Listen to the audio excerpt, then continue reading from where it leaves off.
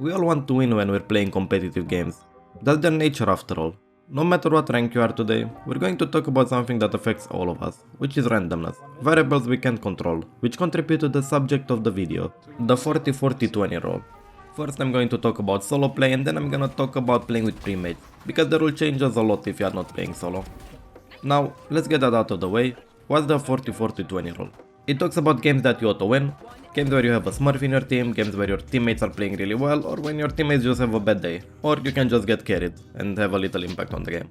It also talks about games where you auto-lose, when you're playing against a really good smurf, when you have really bad teammates, when someone is trolling, when your internet dies, you know the story. Basically games that would have the same outcome without your performance actually having much of an impact. These are the two 40% from the rule, one for win and one for losses.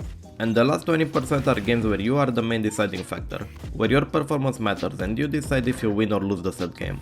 The percent numbers themselves don't really matter. I just wanted to showcase something to you if you are a solo player. You may already know that Valorant is a 5v5 game. If you're playing solo, you make up for only 10% of the players in that game, which means that there is only so much you can do as an individual to actually have any impact on the game whatsoever. Unless you are smurfing of course, but that's a whole another story.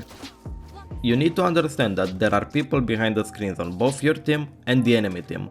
People that you cannot control no matter how hard you try. You may drop 30 kills one game and still lose it because you had one or two bad teammates. It happens. But that doesn't mean that the next game is not gonna be you that has great teammates and the enemy has bad players. It can happen. This is why win streaks and lose streaks happen. There is no such thing as loser queue, that's stupid. Just randomness. You will sometimes be really unlucky and land on the 40% total losses 3 times in a row, maybe 4 times in a row. It just happens. But you must remain mentally strong. Otherwise, when you get into one of those 20% games where you can win based on your performance, you won't be at your best and you will play average or maybe below average and you will lose that game as well. You really do not want to do that, do you? If you don't believe that there are also auto wins, I want to remind you that the human brain is based to remember bad experiences rather than good experiences a lot more. That's why you don't really remember the time where you're the one that gets carried, where you are the one that has great teammates, but you can always remember when you drop 30 kills and you just lose. This is a survival mechanism that humans developed over thousands of years. Back when we were gatherers, it served to create focus, however inside of Valorant it only creates tilt. And this is where you need to change your mindset. You need to convince yourself that there is no reason to dwell on uncontrollable games. That means both winning and losing. You need to only focus on your actions and what you could have done better. That's the way to improve.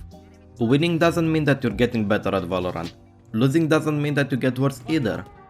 Since you only control a small percent of the games you're playing, you will get tilted when you're not climbing as fast as you should. So from now on, detach rank and skill. They do not correlate whatsoever. What you need to do is focusing on making the right decisions and plays, and if you do that you will get better over time. What matters is that you learn from the games that you're playing. You need to review close games where you've played average or above average. Doesn't really matter. Those are the best games to review. Because it's very likely that one of those games was a 20% game that you could have won. And you might discover that if you made 1 or 2 different decisions, you could have won the game. And next time when you are in that situation, you probably will make the right decision. And that's how you improve. You never really know if you were in one of those games until you have the power of hindsight and see how close the game really was. That's why you need to play your best 100% of the time. Adopting this mindset will lead to less stress, because you don't care much about the outcome of the game itself, but you do care about the decisions you make. Which also switches your focus to things that actually matter. If you care only about climbing, I'll remind you that in an ideal world, this means that if you manage to keep your cool and ignore the game that you auto-win or auto-lose, and you move on to win all the games that you have control over, that means that you can get up to 60% win rate, which is huge, especially over a large amount of games. You only need 51% win rate in order to climb. Of course, 51% is low, and that's why you really want to give your best at all times and have as high win rate as possible. Now let's talk about premates. There isn't that much to say about it since the whole rule kind of falls apart the more people you play with each new person you add to the party the randomness goes down. And the whole point of the rule is to showcase how random solo queue really is. But playing premate can also be a double-edged sword. If you're playing solo and climb through that, you will become a very adaptable player and might know a lot more than someone that plays only 5 stacks. That's because you likely need to learn how to play multiple positions, how to play with strangers, all that kind of stuff. Basically you are forced to do a lot more than you would do otherwise. So even if you are going to climb a lot slower, I do recommend playing solo queue instead of playing premates.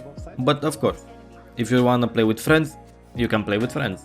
You just need to be aware that it's gonna be a lot harder after you reach Diamond 3 and you are forced to play solo queue.